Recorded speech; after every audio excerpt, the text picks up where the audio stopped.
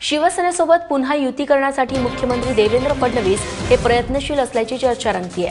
कारण दिल्ली दौऱ्यादरम्यान फडणवीसांनी उद्धव ठाकरेंकडून करण्यात येणाऱ्या प्रमुख मागण्यांची पूर्तता करण्याला प्राधान्य दिलेलं दिसतंय। पंतप्रधानांना भेटण्यासाठी दिल्लीत गेलेल्या मुख्यमंत्र्यांनी केंद्रीय पर्यावरण मंत्री आणि अन्नपुरवठा मंत्र्यांची भेट घेतली। मुंबईतल्या कोस्टल रोडला महिनाभरात CRZची परवानगीही मिळणार आहे। माननीय पंतप्रधानांना विनंती करतोय की मोदी जी एक ही काम आप करिए कृपा करतात। आमच्या महाराजांचे गड किल्ले जे दिल्लीच्या पुरातत्व खात्याच्या वेड्यामध्ये ते आम्हाला मोकळे करून द्या। मुंबई महापालिकेत आपलाच महापौर बसवण्यासाठी शिवसेनेनं एक पाऊल पुढे टाकलंय। शिवसेनेचे 84 आणि पाठिंबा देणारे 4 अपक्ष नगरसेवक अशा 88 नगरसेवकांच्या गटाची कोकण भवनामध्ये नोंदणी करण्यात आली आहे। मुंबईतला 5वा अपक्ष नगरसेवक देखील शिवसेनेच्या संपर्कात असल्याची माहिती मिळतेय। वांद्रे येथील 102 क्रमांकाच्या वॉर्डमधून निवडून आलेल्या मुमताज खान शिवसेनेच्या गोटात सामील होण्यात असल्याची चर्चा मिळतेय। मात्र प्रत्यक्षात मुमताज खान कोणाच्या बाजूने आहेत हे त्यांनी स्वतः स्पष्ट केलेलं नाही, त्यामुळे या प्रकरणातला सस्पेन्स अजूनही कायम आहे।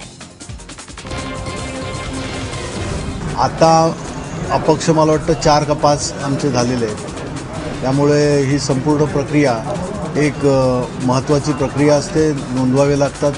एक गट म्हणून कोकण विभागीय आयुक्त ते आज सकाळपासून आम्ही सुरू केले, आता पूर्ण झाले। काँग्रेसनं शिवसेनेला मदत करण्यासंदर्भात भूमिका स्पष्ट करावी असं आवाहन राष्ट्रवादी काँग्रेसचे प्रदेशाध्यक्ष सुनील तटकरे यांनी केलंय। मुंबईत आयोजित पत्रकार परिषदेत ते बोलत होते। दरम्यान राष्ट्रवादीचे अध्यक्ष शरद पवार 3 तारखेला प्रमुख नेत्यांची त्यांनी एक बैठक बोलावली आहे। या बैठकीत राष्ट्रवादीचे प्रमुख नेते हजर राहणार असून अर्थसंकल्पीय अधिवेशन, मुंबई महापौर पदाची निवडणूक या विषयांवरती यात चर्चा होण्याची शक्यता आहे। शिवसेना पाठिंबा सरकारच्या बाहेर पडण्याचं धाडस बिलकुलपणाने त्या ठिकाणी दाखवू शकत नाही। त्यांचे खिशातले राजीनामे खिशातच फाटतील आणि त्याच्यावरची शाही त्याच्यावरतीच वाढलेली कदाचित आजसुद्धा काढले तर पाहायला मिळतील, अशी एकंदरीत अवस्था आहे असं माझं व्यक्तिगत मत आहे। मुंबईतल्या कथित मतदार यादी घोळा प्रकरणी चौकशी करण्याचे आदेश मुंबई महापालिकेच्या स्थायी समितीनं दिलेत।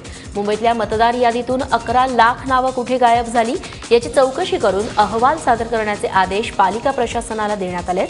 दरम्यान मुंबईतल्या मतदार याद्यांमधून जाणून-बुजून मराठी नावं वगळण्यात आल्याचा आरोप शिवसेनेकडून करण्यात येतोय। मतदार यादीतील घोळा प्रकरणी भाजपच्या दिलीप पटेल यांनी स्थायी समितीत हरकतीचा मुद्दा उपस्थित केलाय। नुकत्याच झालेल्या महापालिका आणि जिल्हा परिषदांच्या निवडणुकीत EVM मशीनमध्ये घोटाळा झाल्याचा आरोप होतोय। त्याविरोधात राज्यात ठिकठिकाणी पराभूत उमेदवार रस्त्यावर उतरलेत।